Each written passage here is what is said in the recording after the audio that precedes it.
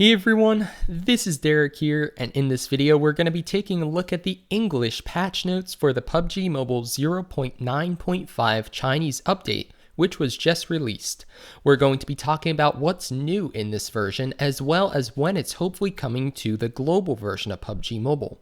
We're also going to talk about the 0.8.6 update, which is the one that the Chinese version was on, and when we can expect that to be coming to global. And a big thanks to Reddit user Zacko for providing this information, leaving this post on the PUBG Mobile Reddit. I certainly appreciate it, and it was the basis for this video. Now, if you like PUBG Mobile, if you like watching PUBG Mobile content, definitely please give this video a like and consider subscribing for tons more, including PUBG Mobile tips and tricks, loot locations, troll locations, and a whole lot more always coming soon. So let's get into the update. First, we'll talk about the global version of 0.8.6, which we can expect relatively soon. The estimated date for that update is the 18th of August. So that is when Season 2 winds down for us. It is when the next season of Royal Pass is going to come out with those new missions, those new rewards, and I would expect that this will be very, very close to that date. So obviously it might not exactly be August 18th, however, I'd expect it to be within a week or so of that. And it brings, like always, a ton of new features and improvements. So the biggest of which is Sanhok, which is the new 4x4 kilometer tropical rainforest theme map. That is very, very fun. I am super excited about it because Miramar plays a little bit slow for me, and Erangel, I play it a lot, and I mean, it's a great map, but I would like some diversity in maps that we play. And Sanhok brings a quicker game. It, like I said, it is 4x4 kilometer instead of 8x8, which means that it's about a fourth of the size. So although it's large enough that there are still distinct places and loot locations and all that to talk about, it definitely plays different and plays more like other Battle Royale games. So some people are going to like that, some people aren't, but I personally am very excited to see it released and see how well it translates to the mobile version. So we also have a new AR, a 5.56 AR, the QBZ, which replaces the Scar L on Sanhok only. I've played with this gun before. I've uploaded, I think, 1 or 2 games from when I played the global version or the Chinese version of 0.8.6, and I like it. I think that it's a pretty decent AR. It looks almost like the AUG, shoots 5.56, and is a lot of fun to use. We also have the flare gun, which is very, very difficult to find. I've played a couple games, like I said, on the Chinese version. I was unable to find it personally. The flare gun, there are plenty of videos on YouTube about it. Basically, if you shoot the flare gun outside the play zone, you get an armored UAZ, which is really cool. It's obviously tankier than a standard UAZ, but otherwise very similar. You can still blow it up if you shoot it enough. And then the super airdrop is what you get if you shoot the flare gun inside the play zone, and that provides a gigantic 3 parachute care package. So basically it's like weapons, armor, pretty much everything you need to get back into the game. So if you loot just that super airdrop, you are in great shape. So, and finally, the duckbill muzzle for the shotguns. This reduces vertical spread, increases horizontal, and makes shotguns a little bit better for those of you using them in close combat situations. Makes it a little bit easier to hit people who are jumping side to side. So next, let's talk about the new update to 0.9.5. One of the most exciting features is night mode. So night mode, you can now play the game at night. Fortunately, there is moonlight, so it's not completely pitch black. Also curious to see how they implement night vision, if that's something we're going to have to pick up, if there is a limit to how long we can use it. We'll have to see. But know that night mode is coming, and I am excited about this. I know a number of the TIMI changes were ones that I personally did not like. You have camouflaging rocks and holograms and all this stuff that makes it feel very much like Fortnite. I think if you want to play that, just play Fortnite instead. Hopefully these games stay, different enough that they carve their own niche into the Battle Royale genre. But something like night mode, I think, is a worthwhile addition. Definitely adds a different level of gameplay. Of course, everybody's going to be turning up their screen brightness as much as they can, and who knows if there's going to be some way to circumvent the the challenges that night mode imposes. However, night mode is coming, definitely one of the most exciting new features, so no new maps this time, but night mode is definitely the most exciting new change, I'd argue. We also have a new weapon, the QBU, which replaces the Mini 14 and Sonok. So very much like the QBZ, these guys are Sonok only exclusive weapons. Uses 5.56 just like the Mini 14, but it has slightly higher base damage of 48 versus 46, hits a little bit harder, and has better recoil control when you're prone because it has a bipod built into the weapon. So like certain weapons, I'll make a video about this eventually, but like certain other weapons that have bipods built in, this one is inherently more stable if you're prone. So that makes it very, very good for long engagements. And because it's a DMR, like the Mini 14, you can use up to an 8x scope on it, and you can use AR attachments, so it's easier to outfit. So I have a feeling that the QBU and the QBZ is going to be a pretty deadly combination in Sonok, though we will have to test that. So next we have some more changes. These are update rewards. So if you're updating the Chinese version, you get Crouching Tiger, Hidden Dragon in red, which is permanent. You also get tons of BP and BP cards. Unfortunately, when you update the global version, you have a good chance to not get anything. However, we'll have to see if that changes in a future version because we were supposed to get a PUBG mobile crate, and that never really happened. So also new is a new content screen filter or mood, which is movie. So we'll have to see how well this works. I'd imagine that this is very similar to the like classic or colorful or realistic. I'd imagine it's like a color scheme perhaps for the game. So we'll have to see that day and night cycle like I explained before, as well as dynamic weather on the small map, which is Sonok. So dynamic weather means that the weather can change during the match. We'll have to see how well this works. I don't know if they'll bring this to global because just like the glass in the windows, we still haven't gotten that in global, and that is because they want to support older, lower end devices, and adding glass to the windows, the effects and the sounds and all that would just make the frame rate drop like crazy. And I have a sinking suspicion that this may be the same way with dynamic weather. It sounds really cool, but I'm not sure if older devices are going to be able to handle it, which means I'm not sure if they're going to include it or not. And then the QBU, like we said, replaces the Mini 14 and uses 5.56. It is a DMR and a rather good one from what I've heard. We also have a new mode, competitive mode.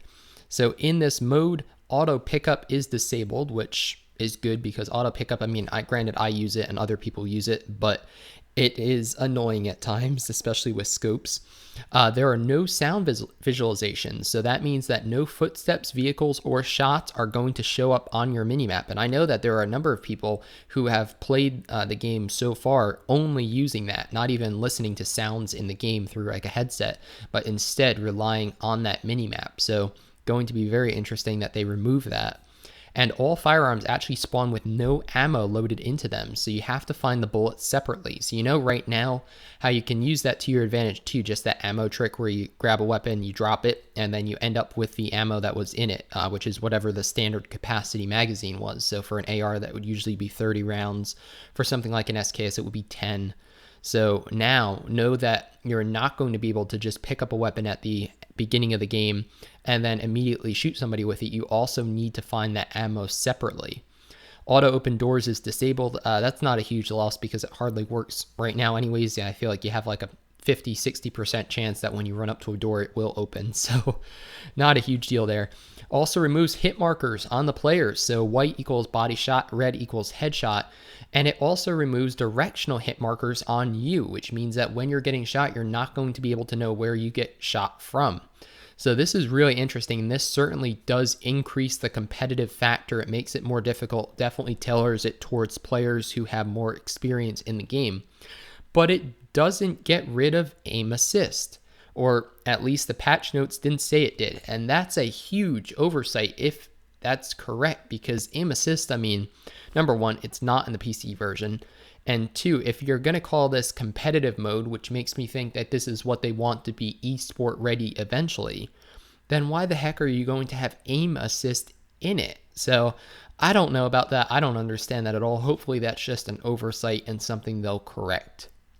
Next, we have some vehicles and vehicle-related optimizations. We have a new Roni pickup truck, which I believe is in Sanok. You guys can correct me if I'm wrong. It's either Miramar or Sanok, but just know that there is a new pickup truck, which should be fun to drive. And there's first-person perspective driving, which is very, very difficult. So it's good because now if you're playing in first-person perspective, you don't get that third-person advantage when you jump into a vehicle, so that's a good thing. However, it's going to take some getting used to. They also have updated the sounds that engines make and just, overall increasing the quality of those vehicle sound effects. It's a good thing.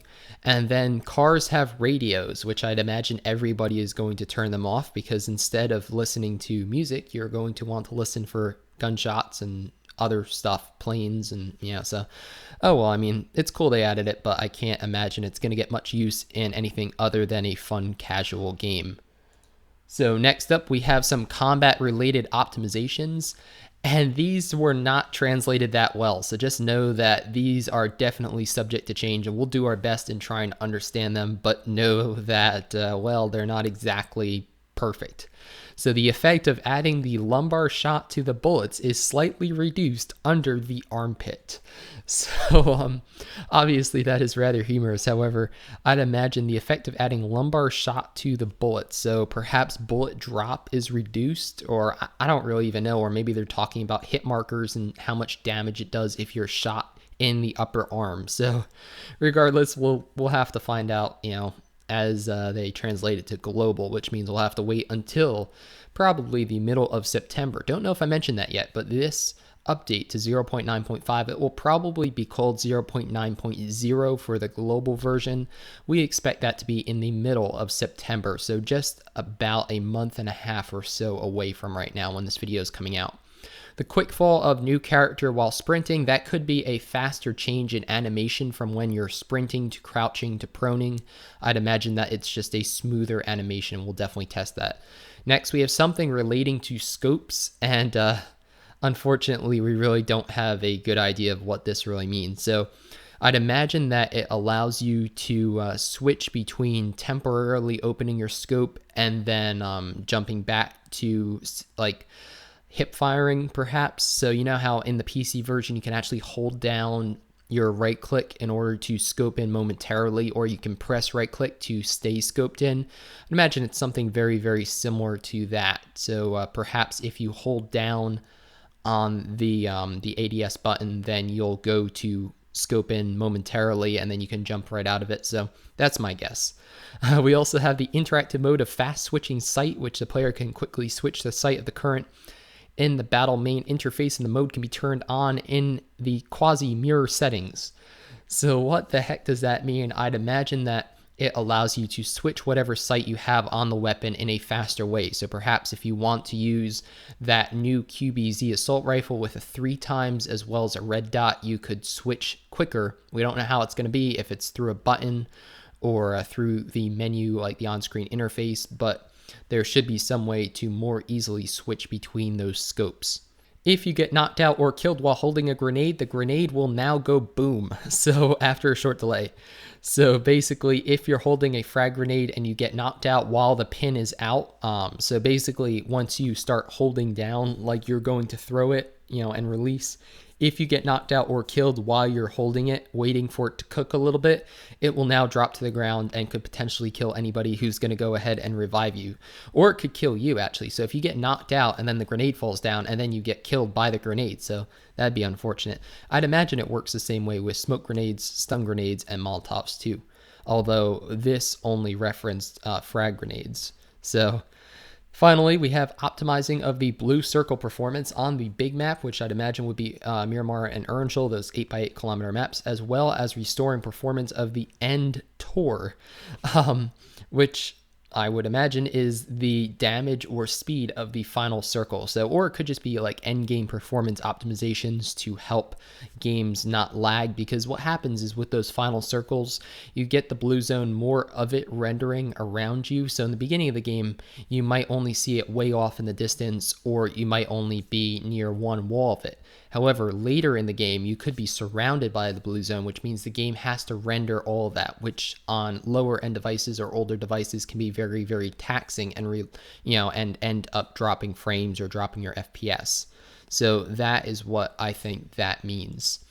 Finally, we have some other optimizations. This is the end of the changes for 0.9.5.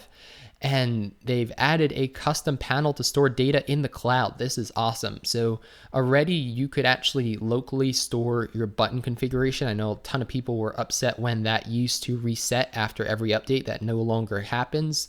And now with a cloud mode for backing up your data, that's even better. So excited to see how they implement that. In China, I would think it's going to be tied to your WeChat or your QQ account. But on the global version, I'm hoping this also means we now have account management, which means we can actually delete those characters that we don't want. Like if you created by accident a level 1 Facebook account, when you went to link your guest account, you messed it up, you instead linked your Facebook account. Now you have a level 1 character you don't want to play, can't use. Hopefully we can finally delete those, and then we can move our accounts around from platforms. You want to delete Facebook, then you can move it to something else like Twitter, or move it to your Google Play store account. So we'll have to see. And the last change doesn't really make sense. Basically, players who have joined the regiment, which we'd imagine would be a clan in the global version, for less than 24 hours cannot be kicked out by the leader or co-leader of the clan.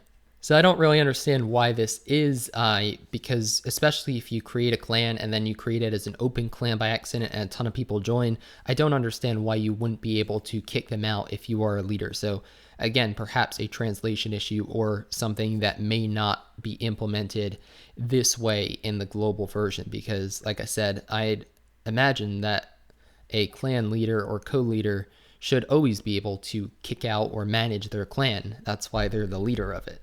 So we'll have to see how that is implemented, but don't worry too much about that. I don't think it's going to be exactly as it is stated here. So there you have it. Those are the changes for PUBG Mobile 0.9.5, which is the most recent Chinese version. We can expect this again in the middle of September, but we have a lot to look forward to before that. With the mid-August update to 0.8.6, it'll probably be 0.8.0 for the global version, which brings Sonok, flare guns, new weapons, and a ton more. So my name's Derek G. Thanks for watching. If you enjoyed the video, if you learned something, definitely give it a thumbs up and share it with your friends to help grow the channel, because I certainly appreciate it. And if you haven't subscribed already, like I said before, definitely consider doing that now for tons more PUBG mobile content always coming soon. So I hope to see you on the battlefield soon, or in my Discord, which I'll also leave a link to down below.